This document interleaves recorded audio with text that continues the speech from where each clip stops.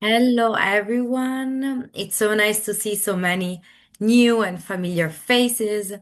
And my name is Ariela, and I am the president of the World Union of Jewish Students. We are an organization that gathers more than 40 unions from all over the world. We have represent students from all over the corner of the planet, from Australia to Canada, passing through Argentina and the Nordics. And it's so nice to see here there are connected so many people from so many different countries. Before starting, I would like to introduce you Edgar Santos, who is going to moderate the whole session, and also the incredible speakers that we have today with us. So, um, Arno Michaelis is a former white supremacist who turned into an internationally recognized peace activist.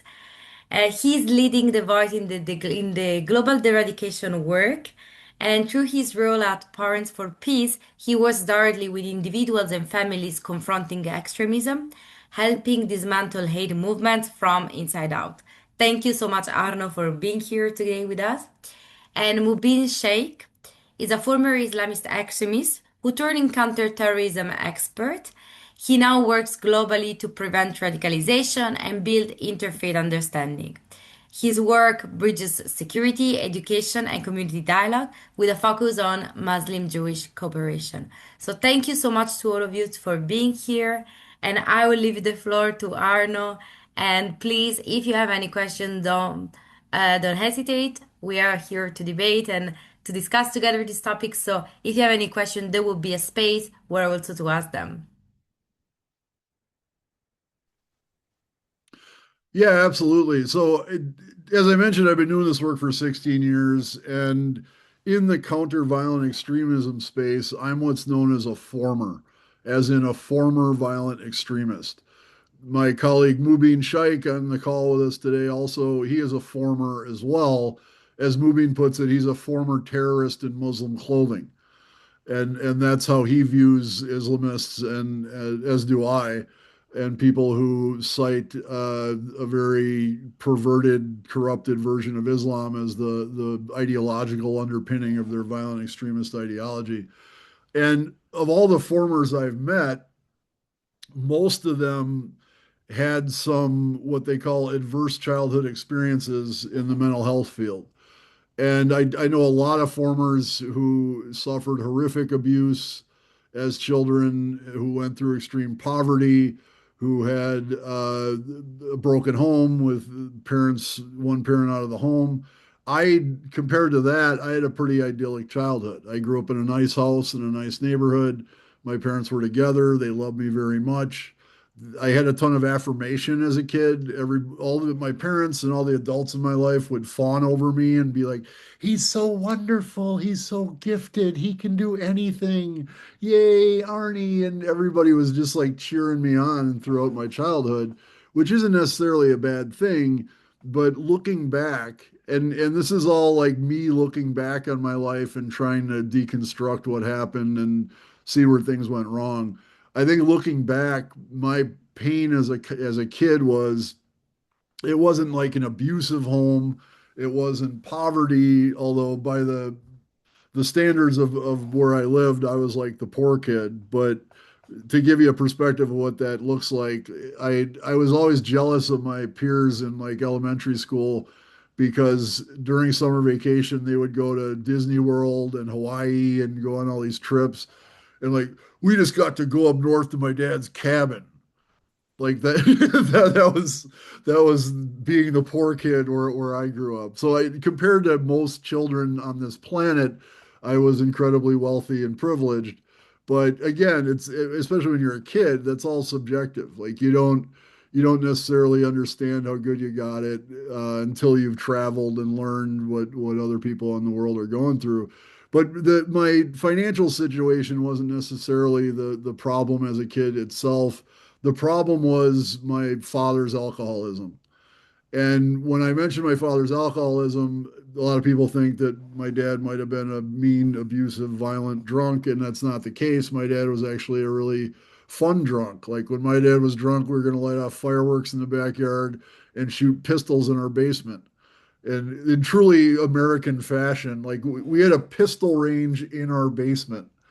that as soon as my brother and I were old enough to hold a pistol, like my dad had us down there shooting guns, and we loved that. It was a lot of fun for me and my brother and for my dad. It was not fun for my mom, who often during my childhood was working two jobs to keep the lights on and the bills paid in our nice house in a nice neighborhood. And her relationship with my dad sucked. They were constantly arguing, usually about financial pressures. And as I grew up seeing my mother suffer under this pressure, it hurt me. And rather than be a good kid and be like, "Hey mom, I love you. How can I help?" I just started to distance myself from my mother and from my dad, who loved me very much and is a great man, and he was doing the best he could with the disease that he has. And as I distanced myself from the people who loved me, it made my suffering worse. And I started lashing out at other kids. I started out as a bully on the school bus in kindergarten. I got a kick out of it. It was a thrill to see other kids afraid of me, and parents afraid of me, and teachers and even principals afraid of me. And that thrill quickly became an addiction. And like any other addiction, what was exciting the first time, what got you high the first time, doesn't get you high 10 times later. So you have to keep escalating the amount of substance you intake in order to get the same kind of thrill. So I went from being a bully on the school bus to fights in the schoolyard to breaking and entering to vandalism. I started drinking myself when I was 14 years old. And as I started drinking myself, the alcohol was like gasoline on a fire for my other habit of antisocial behavior. And that continued to escalate. When I was 14, I got into punk rock. I love punk rock, and I still do. I don't want to make it sound like punk is some kind of gateway drug to become a white power skinhead. But in my case, like punk means a lot of things to different people. And to me, punk was just about breaking things and pissing people off and shocking people. And that was who I was when I was exposed to white nationalism through white power skinhead music. So keep in mind, this was 1987. It was pre-internet, which is very interesting. Like I'm part of the generation that grew up like half their life with no internet and then the back half with internet. And it's difficult for me to even comprehend uh, going a day without internet access now. But back then, just wasn't there. It wasn't a thing. So rather than being radicalized by the comments section of social media or via some video game chat like most kids are nowadays, I was radicalized through music. And this music I heard was rife with the same imagery that Adolf Hitler used to corrupt and pervert the hearts and minds of an entire nation of Germany back in World War II. And it had those same themes of blood and soil and race and nation.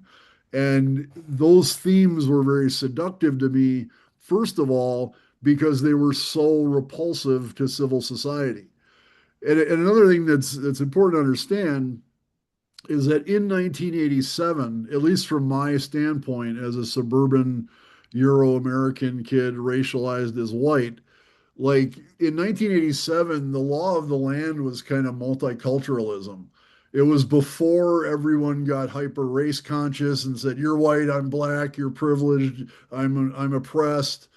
It was just during this early time of multiculturalism where everybody was just kind of getting along and having fun together. MTV was just starting to be a big thing. White kids listening to hip hop was just starting to be a big thing. There was a clothes company called Benetton, and they had these United Colors of Benetton ads where they would have this spectrum of really beautiful models with all these different shades of complexions. And that was like the status quo of society as far as I saw it. And because I was always so contrarian and rebellious, I wanted to be whatever the status quo wasn't. So if someone could have convinced me that the status quo of society was white supremacy in 1987, that would have guaranteed that I would not have become a white supremacist. I got into white nationalism because at the time it was so unacceptable and so shocking to everyone that was its biggest appeal to me. So as I was exposed to it through music, I had been screaming in punk bands for a couple of years already. I do not have a lick of musical talent, but I used to be able to scream really loud and get people crazy when I was on stage. And I loved it. I had a lot of fun doing it and I loved the music. And so the first thing I did was get a bunch of my skinhead buddies together who played instruments. I had a great friend who played guitar, another buddy who played drums. We found a bass player and we started our own white power skinhead band. And that band was like a magnet for every pissed off white kid in southeastern Wisconsin. And our crew went from the 5 guys in our band to 10 guys to 20 guys. I say guys because it was primarily very male oriented. There was always like a few women here or there that would come hang out, but for the most part, it was all broken young men who were really enamored of this ideology and of the whole image. And as my friends and I started radiating hate out into the world started responding accordingly. And all these bad things started to happen to us because of the poor choices that we made. Within 6 months of starting this band and the gang, my buddy who played guitar went to prison for shooting some kid that came to do a drive-by in our house. Within a year, another dear friend of mine who I shared a birthday with, who I was exactly 1 year older than, he was shot and killed in a street fight as he was out practicing hate and violence as I had taught him to do. And rather than take this misfortune that we brought upon ourselves through our poor decisions as a wake up call, instead, according to our ideology, we blamed everyone but ourselves for our own poor decisions.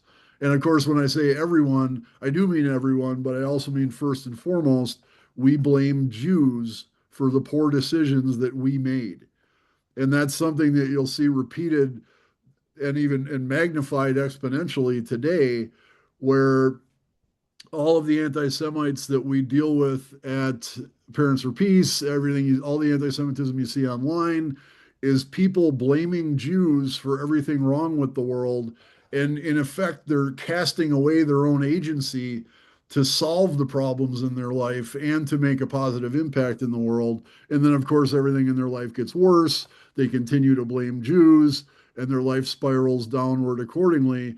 This is another example of how anti Semitism harms the anti Semite, which I think is a really important thing to understand. Obviously, the reason why civil society needs to be committed to diminishing and ultimately ridding our society of anti Semitism is first and foremost because it's harmful to Jewish people.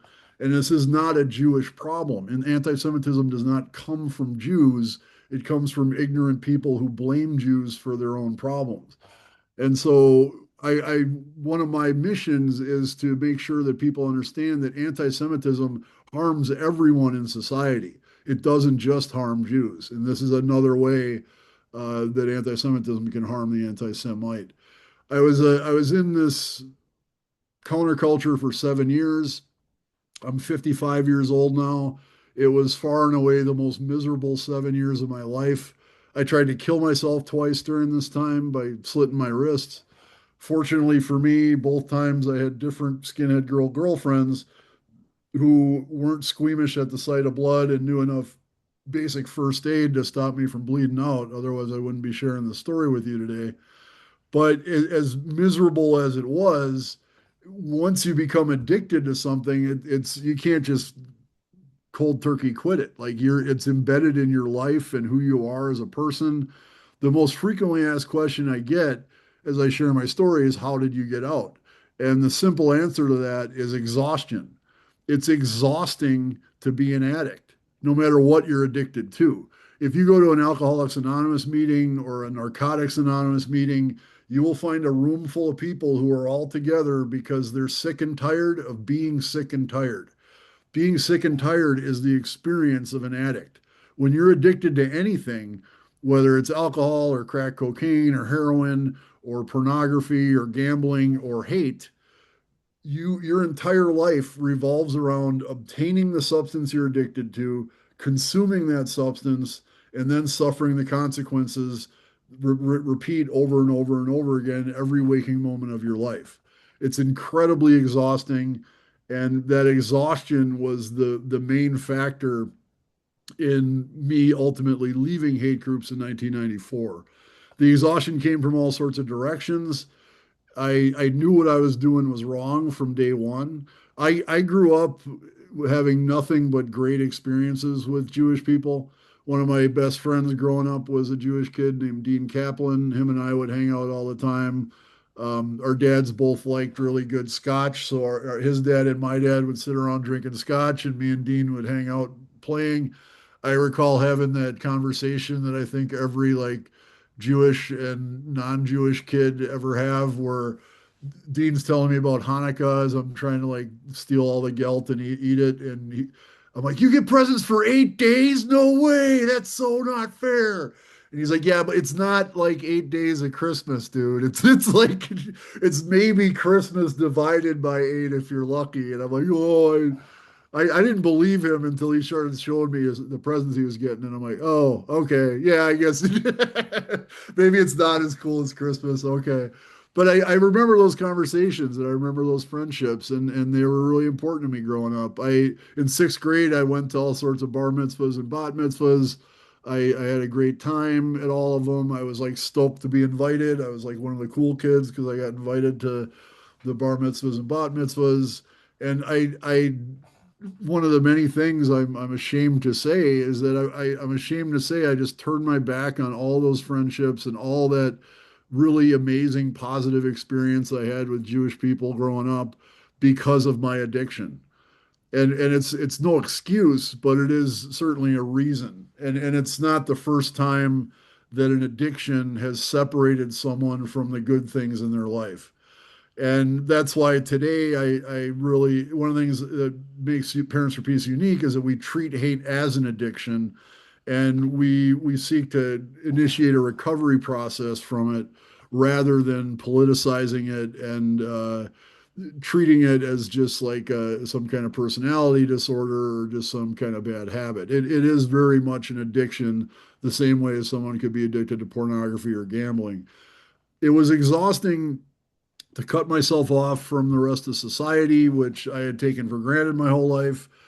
To this day, I'm a huge TV, sports, film, and music geek. I love all those things. I loved them all growing up. And as a white nationalist, and Mubin will tell you the same thing, as an Islamist, they have the same kind of protocol. Pop culture in any form is seen as Zionist propaganda to numb the minds of our in group to make us easier to oppress. And as ridiculous as that should sound to any thinking person, like that was my reality as a white nationalist. So growing up in Wisconsin, we have an American football team here, the Green Bay Packers, that I loved and I love to this day. But as a white power skinhead, I couldn't appreciate a Packer game because doing so would make me complicit in the destruction of the white race. So I had to sneak around to watch a football game. That was ridiculous. That was exhausting. Probably the biggest pop culture element that was a factor in my turnaround and certainly a factor in curing me of anti-Semitism was the TV show Seinfeld. And I had in my later days in the movement, my girlfriend, who would later become the mother of my child, had been a skinhead longer than I had, and she was getting really burnt out. She just wanted to hang out with normal people. I was all outraged about the idea of that, and I said they're race traitors and blah blah blah. Nonetheless, she went to hang out with normal people, and in doing so, she was exposed to Seinfeld because it was like the hottest thing in the world back then. They called it a water cooler show, where people would like talk about it around the water cooler during break time in an office or something. And she prevailed upon me to watch an episode of Seinfeld, and I was hooked after watching one episode. It was just I totally vibed out on this quintessentially Jewish humor. I absolutely love the show. My family is as goyish as you could possibly be, but like I for some reason this is my family. That's how my mom and dad act sometimes. This is how my friends act. I just totally loved it. And well, when you're a fan of Seinfeld, you do not go a day without finding some reference in your day to something on a Seinfeld show. So whether I'm having a bowl of soup or a marble rye or somebody's a close talker or a low talker or whatever, I would think of the show and I would laugh. I would experience joy thanks to the genius of Jerry Seinfeld and Larry David and Jason Alexander and Julia Louis-Dreyfus and all sorts of other brilliant Jewish people who made that show happen. And I would experience joy, but I would also have this inner voice saying, like, well, what about Jerry Seinfeld? Does he get to live in your whiter and brighter world? And if he does, do you think he's going to be very funny as you're like lining up all these other Jews to execute him? And the only answer to that is that I was full of shit. Is that this whole ideology I had based on anti-Semitism was just hollow and false and harmful. And so Seinfeld became my daily reminder of the stupidity and the futility of anti-Semitism. And that was exhausting to experience while my identity had been built upon white nationalism. The other thing and the most powerful thing that was exhausting was when people I claimed to hate treated me with kindness. And I was very fortunate that throughout that 7 year time, there were people like a Jewish boss, a lesbian supervisor, Afro American, Latino, and Asian coworkers who treated me with kindness when I least deserved it, but when I needed it most. And when they did so, they actually put themselves in a position of power and they demonstrated for me how human beings should treat each other. As a racist skinhead, everything I did was meant to provoke hostility. I wanted people to swing at me. I wanted people to hate me. And even though I'm a big guy now and I was a big kid then, maybe 40 pounds lighter, but I was 6'3" by the time I was 14. Um, I was never very coordinated, so all the fights I got into, I get beat up as often as I might have beat other people up. But it didn't matter if I won or lost the fight. Violence was my victory whenever it happened. And so when people refused to reflect my hostility and reflect my aggression, they were putting themselves in a position of power by dictating the rules of engagement to me rather than allowing me to dictate those rules. And those acts of kindness brought this exhaustion to a peak to where I was looking for an excuse to leave by 1994. That excuse happened in a two-stage process. My girlfriend and I broke up. Go figure, but hate and violence and alcohol is not a recipe for a healthy relationship between a man and a woman. And I found myself a single parent to our 18-month-old daughter. A couple months after that, after a concert my band had played, a second friend of mine was shot and killed in a street fight. And by that point, I had lost count of how many friends had been sent to prison. So it finally hit me that if I didn't change my ways, death or prison was going to take me from my daughter. So that's how I left hate groups in 1994. Being a man of extremes, within a year and a half, I went from being a white power skinhead to being a raver. I found myself on the south side of Chicago shaking my ass to house music with 3,000 people of every possible ethnicity, gender identity, sexual orientation, socioeconomic background you can imagine, and loving every minute of it. It was really formulative to me. It was literally seeing human beings have a genuine spiritual love for one another that wasn't based on some sort of ideology or in group, out group dynamic. It was just like live and there and genuine. And that really shaped who I am today as well. I spent another 7 years in the rave counterculture. I was still self-medicating pretty hard. I added to my rampant alcohol use a lot of hallucinogenics and other kind of rave drugs. And I don't think necessarily a lot of those rave drugs were bad. I found out a lot about myself by using psilocybin and LSD and MDMA. A lot of times people ask me like, how do you get a white power skinhead to not be a white power skinhead? And I'm like, ecstasy and techno, that'll do it every time.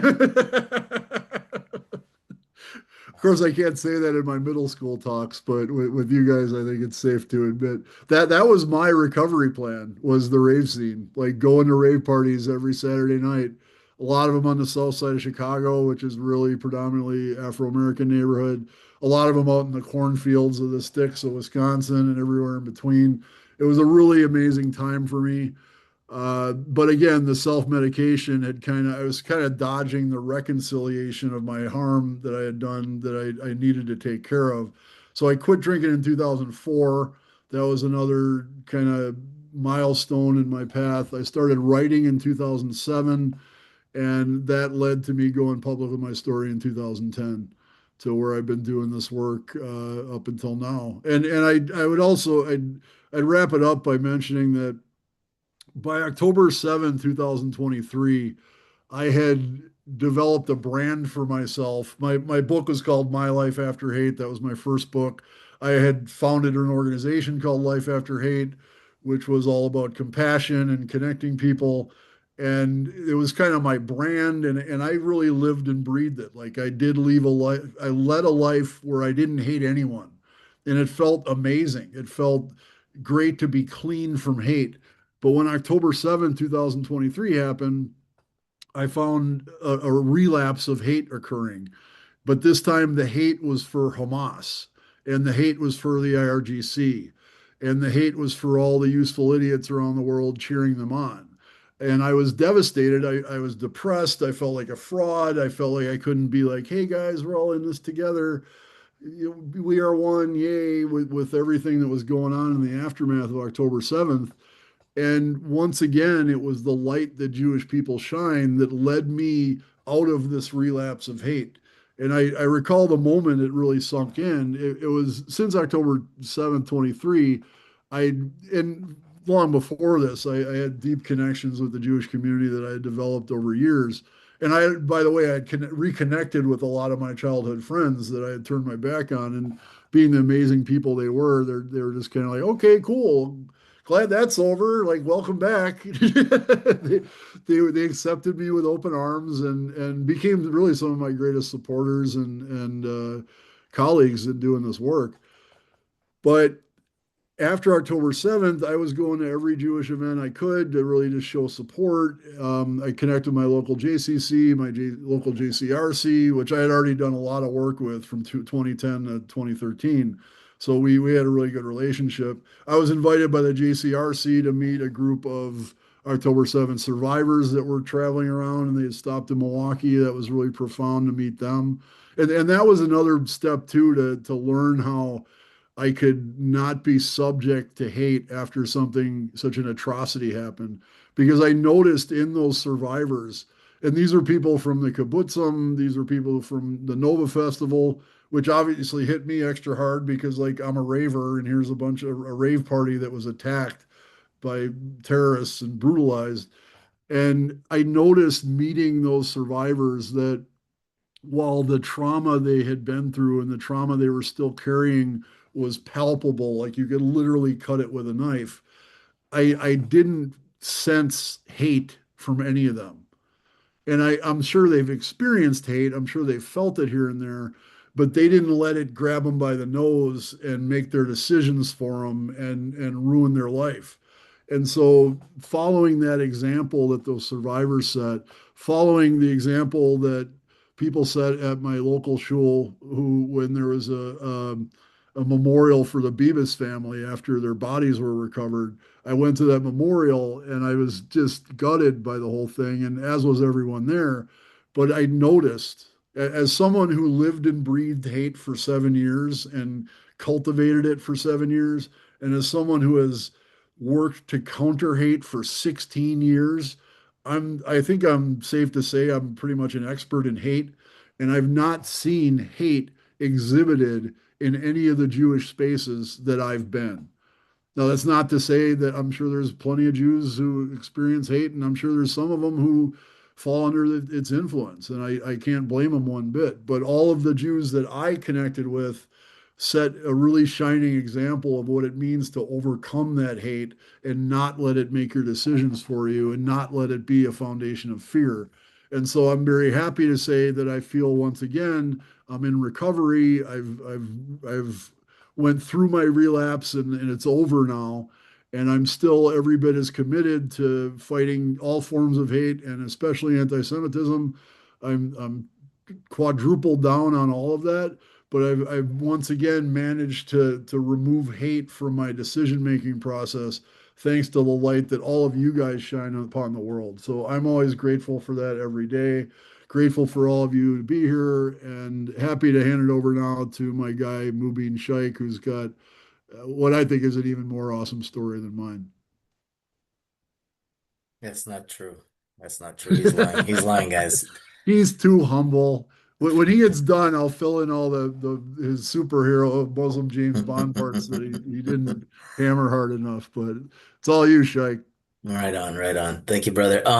Sorry, just wanted to, okay, I got your message. All right, we'll do that. 49. All right, so I'll go for like 15, 20 minutes and then I think we want to leave. Yeah, are we allowed to ask questions? You're definitely allowed. I want to leave some room for Q&A. So let me try to keep it to 15 and then that way we can hopefully have more than 5 minutes. First of all, Bismillah ar-Rahman ar-Rahim, or as you say, Bishem Elohim ar-Rahman ar-Rahum, right? And please, Shema Yisrael, Adonai Eloheinu, Adonai Echad.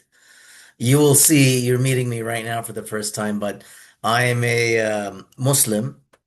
I'm a big believer in being religious. So I have my Chabad. It's actually my Muslim hat. But if I just put it back a bit, now it's a Chabad hat, right? So, really encourage you all. I know you're young and students and all that, and I'm not going to get preachy, but I will say that at least the way that I understand Judaism, and I do come from that religious perspective, and so I encourage all of you to explore. If you're kind of on the fence, don't get too religious. That's not good. Um, but you should have some connection with God, right? This is very important for you as the next generation of Jewish leaders, okay? Basically, so my story, I'm born and raised in Toronto, Canada.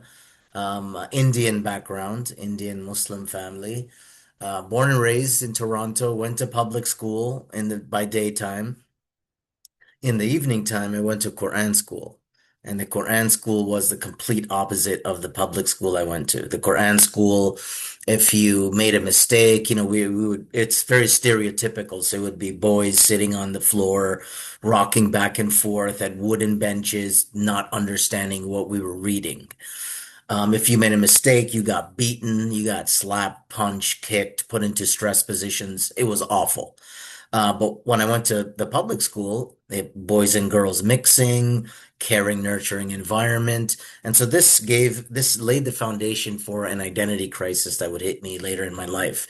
I got to high school. I wasn't bullied. I wasn't picked on. I wasn't a victim of racism or whatever ism or phobia.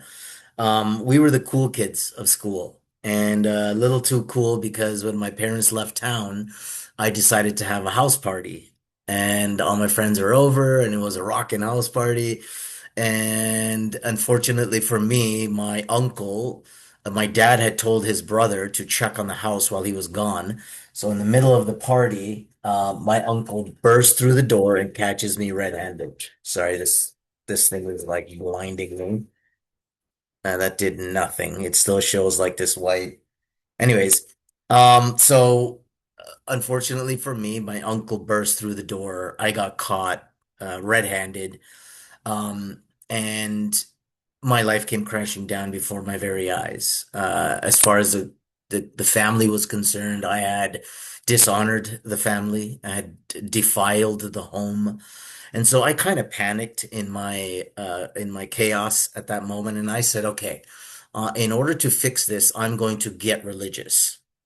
And unfortunately, we see this a lot in the cases that we deal with. We get these like 16-year-old white kid convert who's going to try to out Muslim me.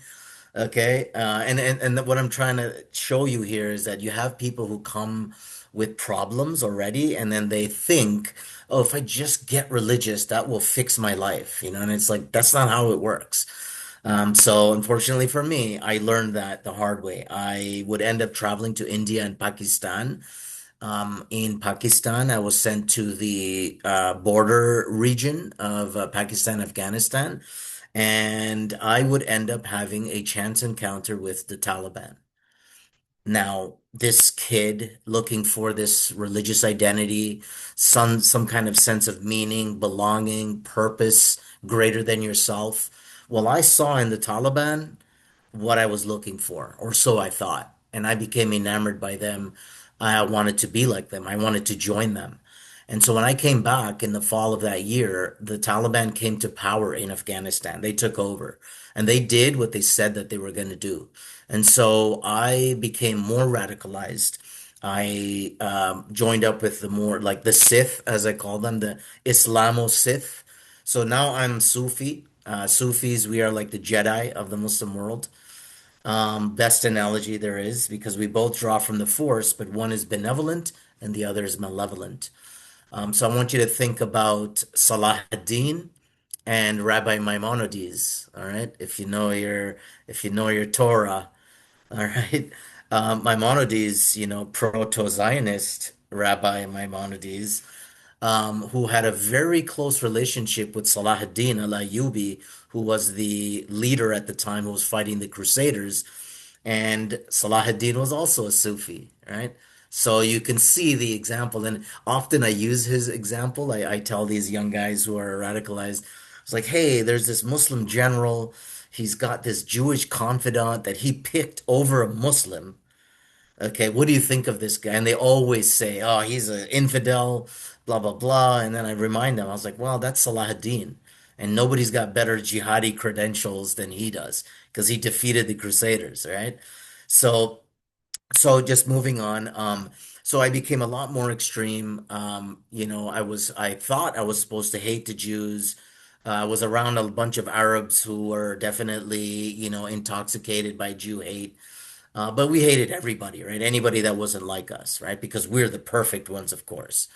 And then what happened is in 1998, so for you guys who are so young, I'm sorry, I keep reminding myself how old we are, Arno. In 1998, I got married and I went to high school with this girl. She's Polish. And she came to Canada on a boat, these immigrants, taking all the good Canadian boys. So I met her in high school and really liked her. And like, I didn't know how, I just knew that I wanted her, right? But she's not Muslim, she's not believer. So we talked a little bit and I kind of, proselytized to her a little bit. And by some miracle, she agreed to convert to Islam. Okay. And she knew nothing at the time. And now like she's pious. Like she's more pious than I am. She prays more than I do. Like I'm jealous. Really, in a good way, I guess. I keep asking God, like, why? Why you give her that, abilities to do all the prayers and me, I'm this slacker loser who does it one time, doesn't do it the other time. Like I'm a lazy bum. But what was funny is actually I said this to my Sufi Sheikh before, and he goes, one balances the other. So okay. And what that did though, why I mentioned this is because it calmed me down a lot. My now I had a chance to have a future, I could have a family. So all this extremism stuff kind of didn't really matter as much. And then 9/11 happened. And then when 9/11 happened, that really made me think, you know what, this is not right. This is not Islam. And so I thought, I need to study Arabic and Islamic studies. I haven't done any of that. So in early 2002, I went to Syria. Now, this is before the war, so it's not so crazy to say I went to Syria. But I spent 2 years there studying Arabic Islamic studies.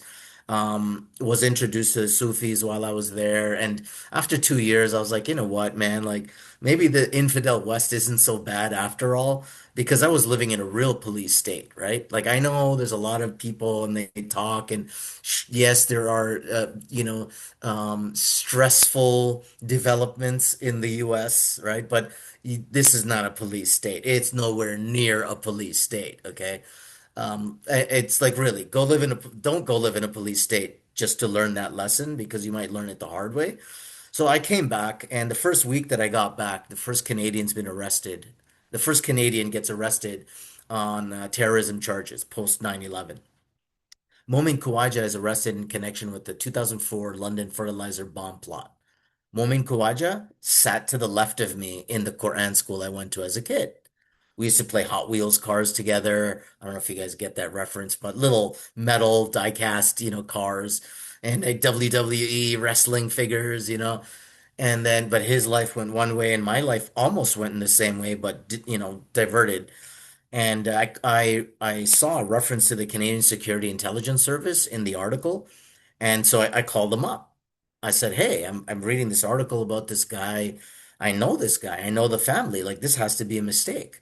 And they were like, "Well, no mistake, but the fact that you're calling us about him, we want to chat with you." Surprise! So this agent came over and talked to me, and I told him my life story, and he said, I like the way you think. Would you work for us as an undercover? We want to know who's the good guy, who's the bad guy. Very nicely the way they put it to me, right? And so I agreed. I was like, yeah, I need to do this. I need to keep this country safe from, these people who might be trying to cause us harm because they don't discriminate just because I'm a Muslim. They're not going to ask me. They're just going to blow the whole place up. And if I die, they'll be like, oh, well, he'll go to heaven because he's a Muslim. That's how they think. So, so I worked undercover with them in a number of infiltration operations, both online and on the ground with the service. And then one day it became a criminal prosecution. So I became buddies with these guys, and they had this plot to commit catastrophic terrorist attacks in Toronto. It would have been like our 9/11, basically. And so 6 months operational, meaning doing all this James Bond spy stuff on the road, and then 4 years in court, five legal hearings over 4 years. And I was just put under the microscope to a level that I had never been exposed to in my life. And I mean, if you ever get to court and you ever have to do that, you'll realize how invasive it is. So, but it gave me superpowers after that because it validated me that I knew that my principles that I used while I was undercover were the correct principles, that I was doing it the right way. And I didn't, I felt bad for them and I felt sorry for them because I'm a human being, because I'm not some automaton just looking to screw a bunch of Muslim kids over because I got nothing better to do. That's ridiculous. That was some of the arguments that people made, right? But you have to eat all this crap that gets thrown at you. You know what I mean? You got to get it thrown on you. You got to look at yourself in disgust. You got to see it on your clothes, on your face. You got to taste the saltiness of it. I know I'm trying to, you have to do all that. I'm sorry to, I know Arno's dying there, but that I'm trying to put it to you because you've probably experienced levels of that where you've just had to eat shit from somebody. You know what I mean? Somebody said something to you. Maybe they threw something at you. But again, that's what makes you solid and stable because all those attacks that come on you, take it as a challenge. You know what I mean? Okay, you want to see how resilient I am? Challenge accepted. So, anyways, the case goes on. 2010, the case is done. I get onto social media. I'm like the Muslim counterterrorism guy, and I have these fake accounts that I'm running on Facebook and Twitter. The war in Syria kicks off in 2011. The rise of ISIS happens in real time before my eyes in 2012. And because I'm doing all this covert stuff in their networks, the US government sees what I'm doing. They reach out to me. They're like, hey, can you come down to the US and help us? And then that started from 2012 to 2020. I was engaged in numerous anti-ISIS activities, we'll say, for the U.S. military, special forces, all special forces, all day, every day, baby. Was doing training in the U.S., like bases here in Germany, in the Middle East, and all those sorts of places. So in 2015, 2016, I think is when I started with Parents for Peace. But Arno and I met in 2011. Google had a summit at that time called the Summit Against Violent Extremism. They brought four categories of violent extremists: ultra national, like former ultra nationalists, former white supremacists, former Islamists, and former urban street gang members, and compared and contrasted how people got into these groups, what kept them in the group, and what got them out of the group. So from 2015 onwards, Arno and I have been working at Parents for Peace. We do these one-on-one interventions with these wannabes, or guys who get arrested because I mean they're just stupid. I don't know how old you guys are. What's the Ariella? What's the age range we're talking about here? It's about 21 to upwards of 20 upwards of 29, 28. Yeah. Okay, okay, good. Yeah. So you guys I think you've successfully moved out of that really stupid high school period. Because it's just, I mean, I look at me looking at your ages, like we have cases of people that are your age tw low 20s, a lot of teenagers, right? They're messed up. They have whatever problems they have. And, and some of them, like you got a white kid, like I said at the beginning, tries to convert to Islam. And so we talk to these guys, right? And in my cases, I always tell them, I'm like, you're not going to out Muslim me. Let me tell you that right now. You know what I mean? Like I've been married 27 years. Like I've been married longer than you've been alive. I'm 50. Okay. So we come, to these cases with this lived experience that we have. And so, especially recently with, I mean, a couple years ago with it's going to be 3 years, right? October 7 attacks and just awful, just seeing all the things that are happening right now. So I'll wrap it up with this, that, you guys it's a very difficult time, right? For your community and for all of you. And I'm sure, you're watching also news with trepidation and, oh my God, what's going to happen next? Is my synagogue next? Is our shul going to be the next target? And so there are things that you need to do right now. Like, don't wait for the attack to happen, right? Participate in whatever organizations that you're working with. You don't spread yourself so thin that you're going to do everything, right? You can't do everything. But pick something, especially that which is like local to you, where like if it is your synagogue, if it's a walk away or if it's like your local place that you're going in, inquire with them, like what programs are available, like what do you guys have going on? Are there security program? I'm the security guy, so I'm gonna tell you, obviously, like I incline towards that. So if you're so inclined, look to see, what programs are there, what services are there, and really stand up for your community. Like at least, you have some allies that are on your side that are doing, what we do and where we do it. But it can't just be that. It's also you, right? Like you have a responsibility to your faith.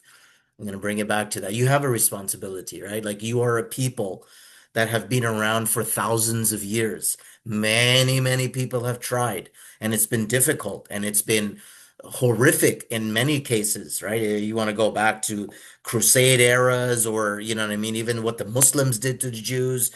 It's there. It's not like you're lacking those kinds of experiences. So I really want you to, and I'll close with this, is that really ask yourself what you can do, what organizations, what services. You have skills, you have knowledge of certain things. Apply those skills, apply that knowledge. That's 15 minutes, and I'll hand it over back to you guys.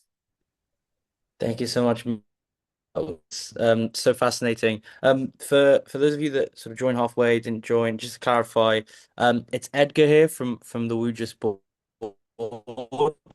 I'm using Ariela's account, so things are easier. But yeah, thank you so much, Arno. He's just linked the Parents for Peace website. I had a couple of questions prepared, but given we're kind of tight on time, I really want to give everyone else the opportunity to ask questions, both to Mubin and Arno. If you want to just put your hand up virtually, and yeah, really just let these guys hear from you. Um, if I'll let you anyone guys know has too, any. nothing's off limits. We're happy to answer any question. The more difficult, the better. Amazing. I see Emma's got her hand up. So yeah, Emma, go ahead if you want to unmute, and then Izzy, if you can just put your question on the chat, we can go to you. So first and foremost, thank you so much for speaking with us today. It was very meaningful and interesting, and mostly thank you for being so outspoken about your experience and your story, because I feel like de-radicalizing yourself and having so much self-reflection is the first step, but being so outspoken about it publicly, it's completely different step, and that's what I consider really brave, and thank you for that. And I have two questions, mostly to Arno. I would like to ask you, you mentioned that you had Jewish friends as a kid and that they've taken you back. So I would like to know, what was the process of reconciliation like? Did they trust you right away, or did you have to gain back their trust? And then I have a second question that I am curious about. You don't have to answer if you don't if you're not comfortable with it. But I've noticed that you have a lot of tattoos, Is any of your tattoos, do you have any extremist symbols on you, or did you have previously? And if you did you remove it or kept it? Thank you so much. Sure. Thank you, Emma. I'm an incredibly lucky person. I'm just very, very fortunate that everything came together to lead me out. And one of the things I'm so fortunate about is that every single one of my Jewish friends that I turned my back on, like they actually approached me after I went public with my story. And they approached me just like with the like our friendship had never skipped a beat. They were like, "Hey Arno, this is awesome. I'm glad you see you doing this and sharing your story. This is fantastic, and let's have lunch and let's catch up." And that's really how it's been. I can't think of one person that a Jewish friend I had back then who was really devastated by what I had done, and he made a point of saying he was never going to forgive me and never going to take me back, and I can't begrudge him that. I can't begrudge anyone that because what I did was absolutely horrible, and it's not for me to tell anybody else that they need to forgive me or they need to get over it. Like I have total respect for their feelings, but that one gentleman in particular was definitely an outlier. All of my other Jewish friends like looked me up and basically reached out to me, and one of them went on to become a speaking agent of mine for a number of years. There were a number that that same guy who was my speaking agent, I also did a bunch of like collaboration and peace building work with him. He was doing amazing stuff on his own. He had started a summer camp for kids who were HIV positive back when it was really stigmatized, so these kids could have someone to hang out with. And really, his name's Neil Willinson, and he's a dear friend, an amazing guy. And I think of him quite often because to me, like he's who I think of when I think of Jewish people. Like Neil could have went into banking or been a doctor or a lawyer, made all kinds of money, but instead he like started summer camps for kids that were having a really hard time. Like that's just the kind of person he is, and he's dedicated himself to serving others, and really he's a hero of mine. I follow the example that he set every opportunity. Uh, as far as my tattoos go, I've had just about all of my hateful tattoos either removed or covered up. The one I have, I don't know if I can get it on camera here. This little bit here in between my fingers, it's Norse ruins and it says Rahowa, which means racial holy war. Even back in my days, white nationalists were like taking a cue from the jihadis. And we were like, they have this idea, it's a holy war, and that's how important it is to them. And we need to have that same urgency and passion for what we're doing. So that's where the idea of Rahowa or racial holy war came from. The only reason I still have that tattoo is because it's very small, it's very innocuous. Unless you can read Norse ruins and you know what Rahowa means, you're not going to know what it stands for. And I haven't had it covered up because I have an idea for a much bigger tattoo to cover it up that I just haven't got around to yet. All of my other tattoos are more recent. Um, this one is also Norse ruins, but it says existence is basically good. So it's which is part of my Buddhist faith, believing that this existence we all co-create each moment is a primally good thing to be grateful for. This one is it's Hindi writing, Punjabi word chardikala, which means relentless spirit. After the August 5th, 2012 Sikh temple shooting, where a guy from my old gang murdered 7 people at a Sikh temple in Wisconsin, I connected with the Sikh community and I witnessed what chardikala looked like. This is like after this devastating attack, they refused to hate people back. They refused uh, to be drugged down into the spiritually lower place. And so I was really inspired by that. And I could do tattoos all day, but the last one I'll show you is this one on my knuckles, which says "Love Wins." And this was actually done by a guy that I helped to get out of the Ku Klux Klan. So that's a really special tattoo to me as well. Thanks, Emma. Yeah. Okay, Thank you can so I much, just Arno. quickly Could share? I? I want to just share this. Can you see that? There you go. Spot on. Wow. Yep. There you go.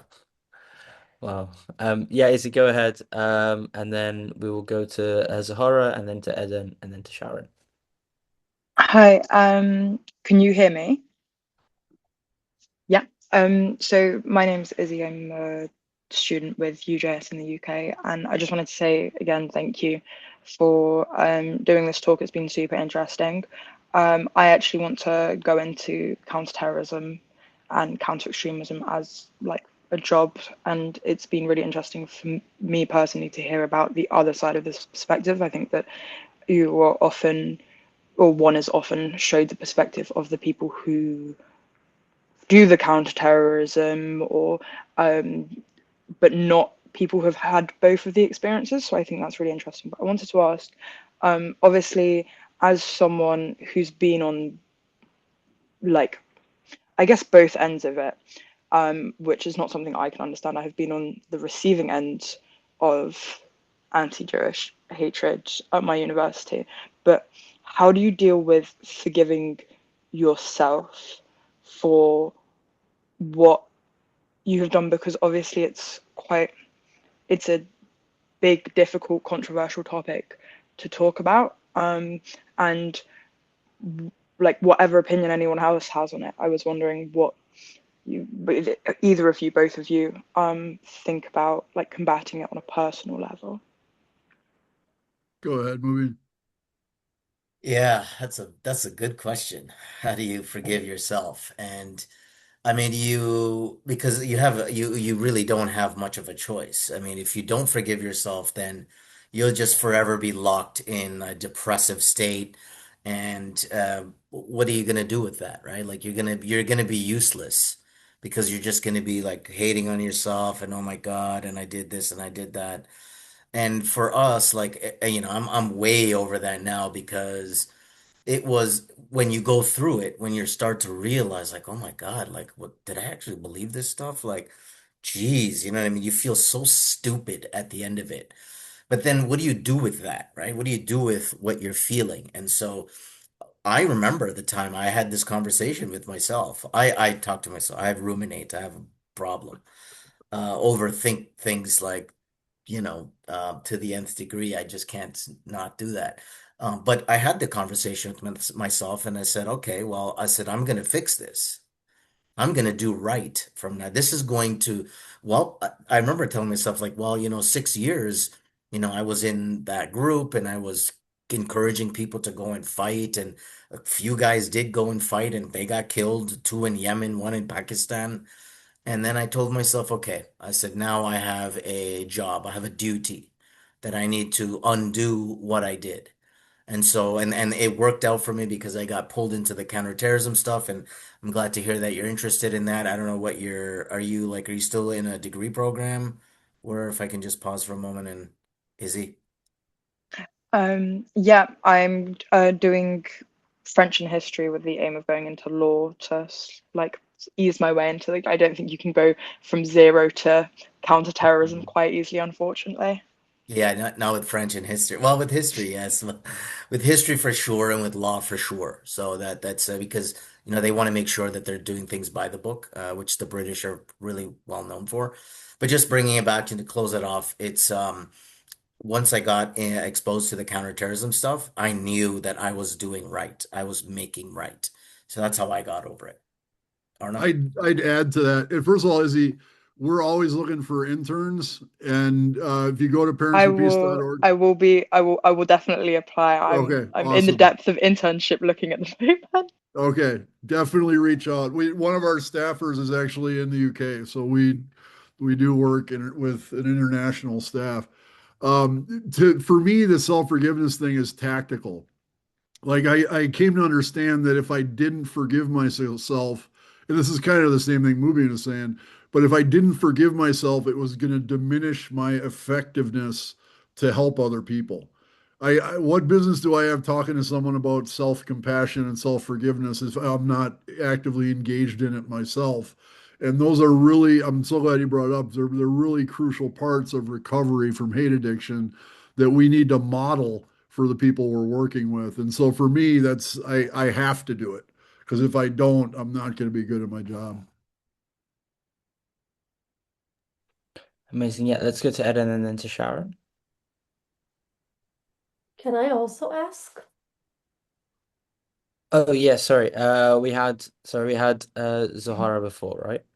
Yeah. Go ahead. So actually, I have a few questions, but first, I really want to thank you for sharing your story. It's truly a beacon of light in these times. Being in Israel now with everything that happens, it's really, really meaningful and important for me. Um, and I think my first question would be for Mubin. Am I pronouncing your name right? Okay. So I'm just curious about understanding what was it when you were a teenager in the Taliban that you saw and you saw that this is the people I wanna be like them because you grew up in Toronto, and for me, like in my mind, I think for someone who typically grew up in Toronto would be probably biased about this organization because it's a pretty bad organization. And then like what caused you to get drawn to it, and what causes like the violence in the Quran school? Yeah, that's basically my Yeah, question. good question. So easy, the second part, the violence in the Quran school, I think it's because I know it's because the Indian Pakistani background, the way they do it in India and Pakistan, when they move to a different country, they just repeat and they just do the same thing that they were doing back there in the new country they're in. So in back home, they beat the shit out of you in the Quran school. So I guess what meant they, like yeah, what causes the students there to get violent later, like to do the violent terror attacks. yeah, think about it. When the religion is beaten into you, you are already programming in yourself that this religion is something violent. Hmm. We're supposed to fight, we're supposed to attack, we're supposed to strike, right? That mentality is what leads people to escalate, I think, right? Not everybody does, right? Some do and some do not, right? Every human being is different. Generally, there is a general, understanding that most people have. So most people don't engage in that stuff. But unfortunately, some people, because of different reasons, different problems that they might have in their life, they go on and they become violent, especially kids who have undergone trauma, right, when they were young. If it's child sexual trauma, abuse, sexual abuse, physical abuse, right? These things make people like, Arno says this a lot too, but hurt people, hurt people, Yeah. right? That's one way to look at it. And the other question about seeing them and what made me think like this is who I want to join with. And because I lived in the West, so why would you, and especially my case where I had a very good interaction with non-Muslims, right? Jewish friends included, right? I had a very positive interaction. And in fact, I would say that that positive interaction that I had actually prevented me from becoming even more violent and more extreme because it was hard. It's harder to hate people that right? That when you had fun with them and you had whatever, like they would ask, like, dude, you want to kill me? But dude, I know you. I helped you when you were, when there was a fight in the school, and I helped you, right? So it made it harder for me to do that. And I would also add, like, I'm not Arab, right? So I didn't also grow up with a lot of the stories of wars and politics and Arab nationalism. I didn't grow up with that, right? The Salafi jihadi friends who were Arabs, they grew up in that and they were talking about that all the time. And I just felt for me to belong to the group, I need to accept what they're telling me and I need to also believe it. But I knew inside, like I did not 100% believe it. Right? Like I'm like, okay, well, I get it. We're against the Jews. Okay, fine. But not my buddy, you know what I mean? Not my friend, not those guys, not those Jewish friends of mine, right? So, and then last point is just for anybody who, especially for I think what a lot of Muslim kids feel, and also Jewish students and others, that when you have this culture and this religious tradition, but then you're living in this secular, irreligious world, how much of this world, how much of that world am I supposed to take? And this is the challenge for all young people. How do I navigate myself through this world where I'm getting pushed this way, I'm getting pulled this way, this one is swearing at me, this one is praising me. It's confusing, right? And so in that, there's a Sufi Sheikh, of course, who gives this quote that people with confused identities tend to be attracted to totalitarian solutions, especially where somebody can tell you everything you need to know, will tell you what to think, will tell you what to wear, will tell you what to eat, will tell you how to eat. And when you give somebody who is like, what do I do? What do I do? And you say, here you go. Here are all the answers you're looking for. That's how people go down that road. Thank you. My second question is actually for both of you. I'd like to know, I know it's a very controversial topic, especially in the US. I'd like to know what is your opinion about the freedom of speech?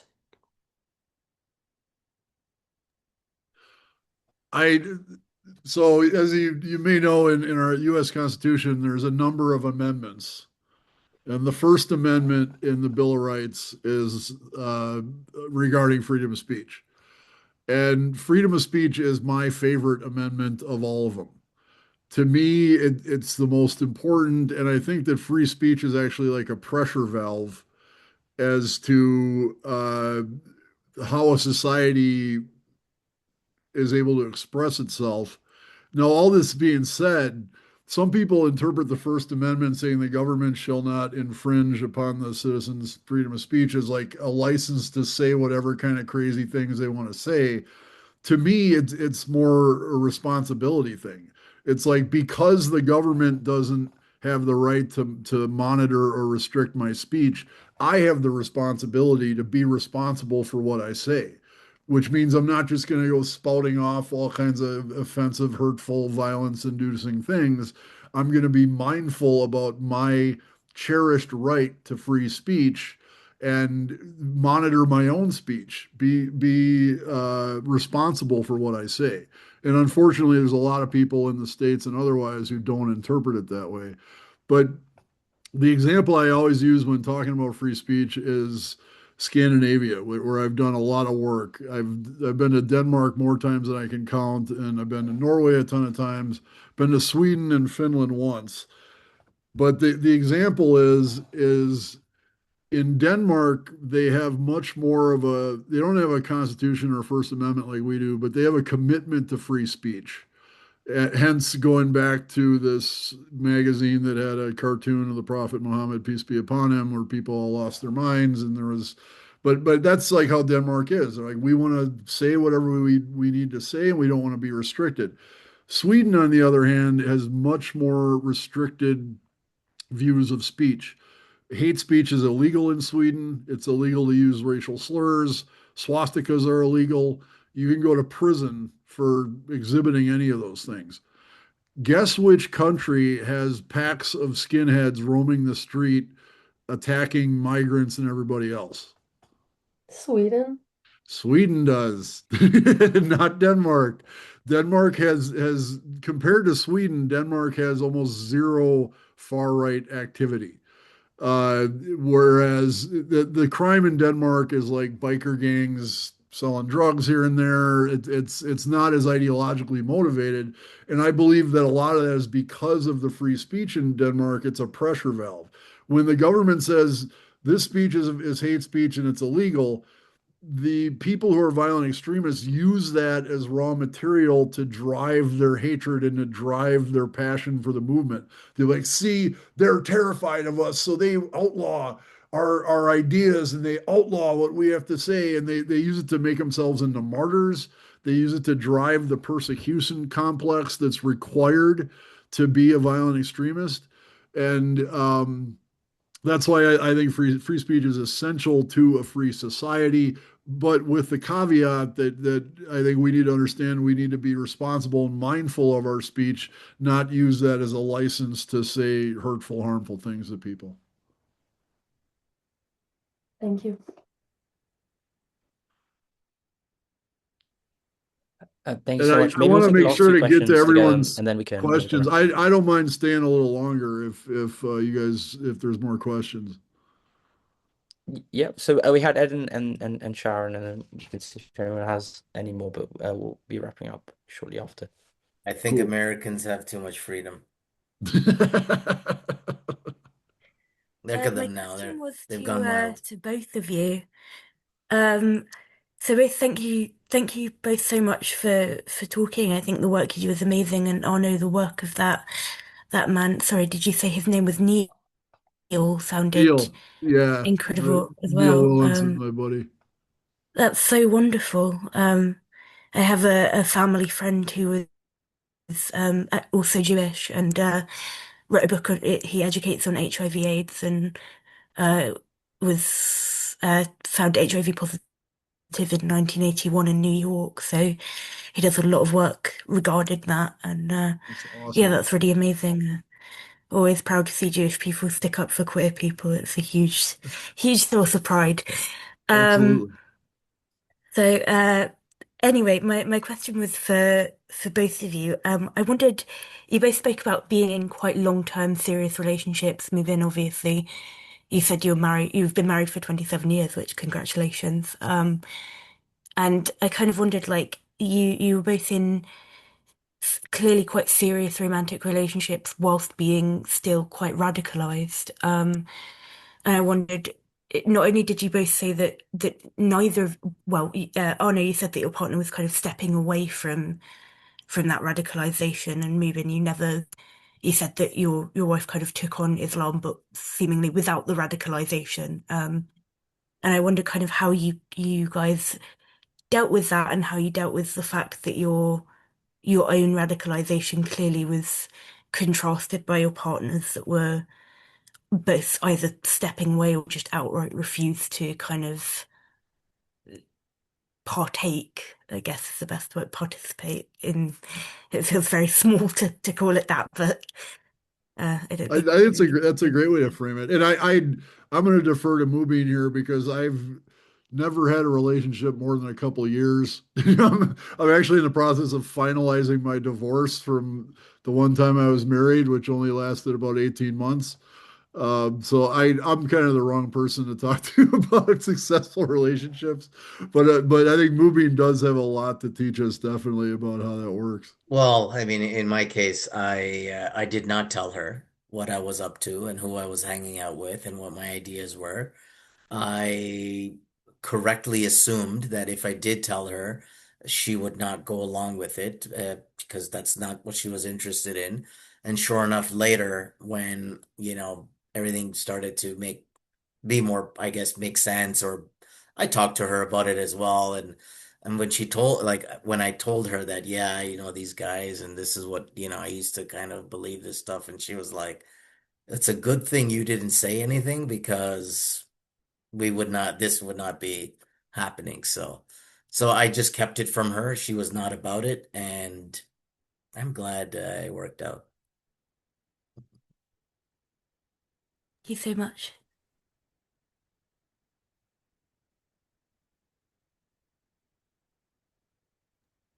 Yeah, Sharon, go ahead if you'd like to ask a question.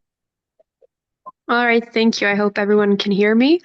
First off, I want to say thank you so much to both of you for sharing your stories so openly and so freely. It was such a pleasure listening to your perspective and the things you've learned. It also gave me this reflection on whenever we encounter people, we don't really know what they're like and what they think until we start engaging with them in dialogue. And maybe someone might say something like racist slurs, or they have preconceived notions about certain groups, especially minorities and so on. So I was wondering and curious to hear whether you have, whether how can we engage in a meaningful dialogue with these people? Go for it, Arno. Yeah, it's that's an excellent question, Sharon, and it's incredibly difficult. And I'm not the best at it either. I have a really hard time having dialogue with people who support the IRGC and their proxies and who rationalize and justify those things. It's as I wouldn't say as difficult for me as it is for you, but it's I have my own difficulties in starting those dialogues. I think the core concept though is to connect with someone outside of the narrative that's in conflict. So where if you got someone who claims to be pro-Palestinian and they think Hamas are freedom fighters, which I think is pretty anti-Palestinian. I'm pro-Palestinian in the sense I want nothing but peace and prosperity for Palestinian people, and Hamas is really the biggest obstacle to that happening. But uh, I think the important thing is find a way to connect personally. And also a good way to do that is to ask them about their lived experience that led them to where they are right now, where whatever ideology makes sense to them. So if you know, why are you so passionate about the Palestinian cause? Well, because Israel's doing this, and this. Okay, I get all that. Why are you so passionate about this cause? What makes you relate to what's happening there so much? What happened in your life? What have you been through? And try to get them talking about themselves rather than citing whatever truthiness they're digging up from the backwaters of the internet. And once you can get them talking about themselves, then you can start pulling out threads of commonality there. Well, I'm very passionate about children because when I was a kid, I had a hard time. My dad was abusive. Wow, that must have, I'm so sorry you went through that. You know, what was that like? How do you feel about it today? What have you done to work on that? Like, ask them more about themselves. And if you have a commonality there, like in my case, like I said, my dad wasn't abusive, but if you could say, you know, I've been through that too. Or a lot of times bullying. I think bullies are horrible. I think Israel's a bully because they have all the power and they're bullying these poor Palestinian people. Like, okay, well, I can relate to that because I was a bully as a kid. And I could share my story of when I was a bully, or if I was a target of bullying, I could talk about that as well. So again, try to connect outside of the narrative of conflict and draw out some common threads to build upon.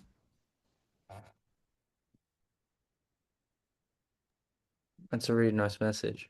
Um, so I see on the chat we had Oh, Sophia, but sorry, Edgar. I just wanted to, I almost forgot.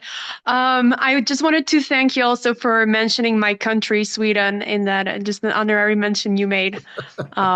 So And don't get me wrong, I love Sweden. I was there studying a group called Frisaset that did really amazing interruption and de-radicalization work, and it was great. But I do disagree with the approach to hate speech. I think that the Danish approach is better, but yeah, I love Sweden for sure. amazing. Okay, so we had Sophia on the chat, but I'm aware that if we have a few Sophias. So Was it the real Sophia or someone else with her So link? my name Okay, got it was. changed when I got in, so I'm sorry about that. I don't know why it showed up as Sophia. Sorry, Sophia. Is it okay if I ask my question? Awesome. So I'm just wondering, I know that you're in the counterterrorism work, Mubin, and so I'm thinking about doing an independent study about the Red Green Alliance. I don't know if you've heard of this before, but I would love if, okay, I assumed you would. I'm just wondering like what your thoughts on that are, especially because I just recently became aware that it was like a historical thing before this current manifestation. And I'm just wondering if obviously that's a huge topic, but if you might talk about that a little bit, if that's okay. Yeah, yeah, huge topic. It just depends on how far down deep in the rabbit hole you want to go. But very, very briefly, you can see yeah, especially on the Israel-Palestine thing, so-called Palestine, because Palestine doesn't exist, right, everybody? It was called the British Mandate for Palestine. It was not a country called Palestine that Arabs lived in and they ruled or whatever, and those dang Jews came and took it away from them. And I even had this conversation about like look at the flag, so the so-called Palestinian flag. You'll notice how it looks very similar to the Jordan flag, the UAE flag, this flag, that flag. Yeah, because that flag was made by the colonizer in chief, British diplomat Mark Sykes, who created the flags of the Arab Revolt, right? And so that's where even the flag comes from, right? So anyways, if you go back, in the 40s, 50s, 60s, and 70s, it was Marxist-based extremist groups. In fact, I have to nerd out. So David C. Rappaport, the late Professor Rappaport, four waves of terrorism theory. So he looks at four waves: anarchist wave, post-colonial wave or anti-colonial, new left, and then Islam or religiously inspired, right? Those are his four waves. And you can go, I mean, to the 1800s if you wanted, and you'll find the anarchist stuff like Tsar Alexander II was killed by, an anarchist. And then the anti-colonial stuff. So this is when countries are born, and there was a lot of this, freedom and dignity and respect and autonomy and all of that. And so you had, countries, I guess, fighting against the British or other colonizers because Israel, that's what Israel was born out of. They actually did, the bombing of the King David Hotel, but there was fighting against the colonizers. And then you get the New Left, and the New Left was defined by, if you look in the 50s, 60s, and 70s, really, if you think back to even airplane hijackings, a lot of Palestinian groups were doing that. So PLO, Marxist group. PFLP, Popular Front for the Liberation of Palestine, Marxist group led by an Arab Christian, right? You had all these Black September, you had all these different groups that were all Marxist in their ideology. Because think about what was happening in the world at the time. We're talking especially 50s, 60s, 70s. It's post-World War II, right? And think about the influences that were around in the region, Middle East in particular, around that time of World War II, because you had greater powers and then you had middle powers that were being influenced or being attacked, or were countries where the larger powers were fighting out their wars, right? It was less bomb. I mean, yeah, there were bombings of the UK and not so much. I mean, yeah, Pearl Harbor, I guess, in the US, but a lot of those conflicts were taking place in the Middle East. And so you had influences of Marxism because Marxism was seen as a bulwark against Marxism, communism was seen as a bulwark against the West and democracy, right? So that's where, for generations, for decades, those ideologies made their way into the minds of the people. And so in the 80s is when things really flip over and become like religious in one sense. I call it like the religification of extremism. So you had the 79 Soviet invasion of Afghanistan, and then America, Pakistan, and Saudi basically mobilizing the Mujahideen against the Soviets, right? And they specifically used religious narrative. So they said, you are religious people. These are the godless communists, right? So the West and the East, they've all used these ideologies. They've wielded it against each other. And out of this context is where you get the Marxism and then the Islamism. And now they both have the same objective, right? It's anti-Western, anti-capitalism, anti-democracy. That's why you see the red and green completely aligned, because for them it's like, yeah, hell yeah. I mean, one of the things that made a lot of people like queers for Palestine, like how the hell does that even happen, right? So again, like the Islamists are like, yeah, we'd kill these people if they were ever over here, but they're waving our flag. They're cheering our cheer. They're raising our slogan. So we'll keep quiet about that because we want to see them continue doing what they're doing. So it's a marriage of convenience.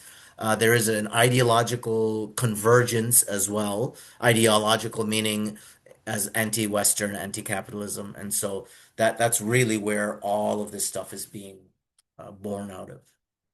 You're gonna have Thank to you go so down that. much. Oh, yeah, there's a lot there to unpack. Like you Yeah. can go whether you want to go by decades or you want to just look at the entire period or you want to look at the period right before the religification, 79, 80, because the Israel-Lebanon War, Iran-Iraq Yeah. War, right? All those things. So that's a good way to look at it. That was super helpful. Thank you so much. Very welcome. Yeah, go ahead, Sophia. Okay, so just a quick last question. Thank you so much for taking time and speaking to us today. This has been really, really interesting. And my question is that has many people reached out to you through the website or from social media regarding the de-radicalization? Because sometimes it feels really frustrating and that there is no hope anymore because so many people are radicalized, for example, from the left and from the right, and it feels like the anti-Semitism is coming from every possible side. So have people been like, have you helped a lot of people who are reaching out to you to get help from the radicalization? Thank you. Yes. Yeah, I mean, just very quickly, our organization, Parents for Peace, we have a helpline that we've advertised out. So parents will call us, lawyers call us because their client got arrested. It's a terrorism charge or a hate crime charge. Law enforcement also refers cases to us, especially the FBI. They don't like to prosecute juveniles. So we do get a lot of like at 12, 13, 14, 15, 16, and all the way up. We get those cases too. So yeah, we got a lot of cases. We have a waiting list as well, and we try to get through them. We don't rush anything, but yeah, we do get a lot of cases. Yeah, we're If one of the if few organizations in the U.S. doing what we're doing the way we do it. There are some others who think they can do it, but can't.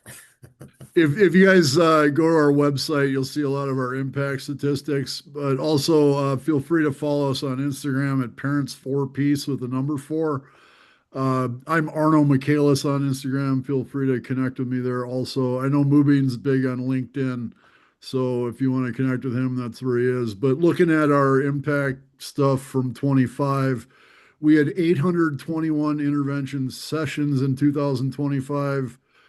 78 new helpline inquiries, 190 individuals were supported, and we did 51 talks at schools, hospitals, agencies, conferences, etc.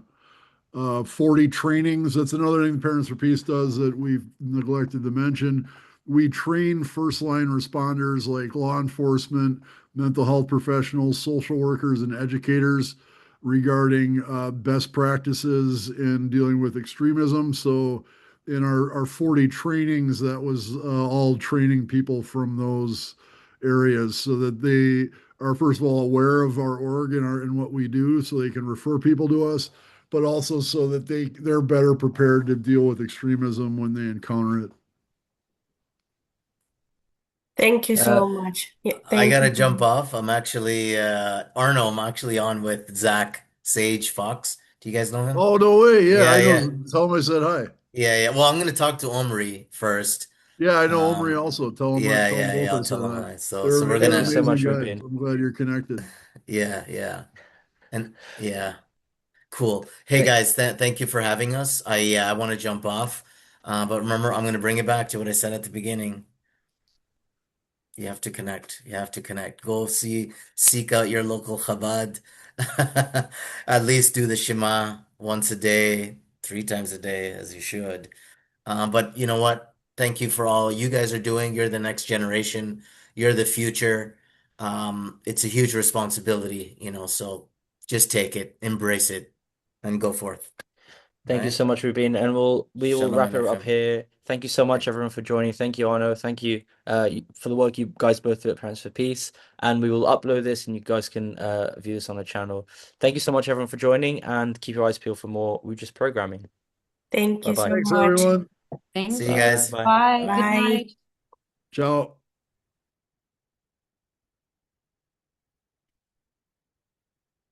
Do you want to stay on for a minute, Edgar? Yeah, I'm just trying to turn this recording off.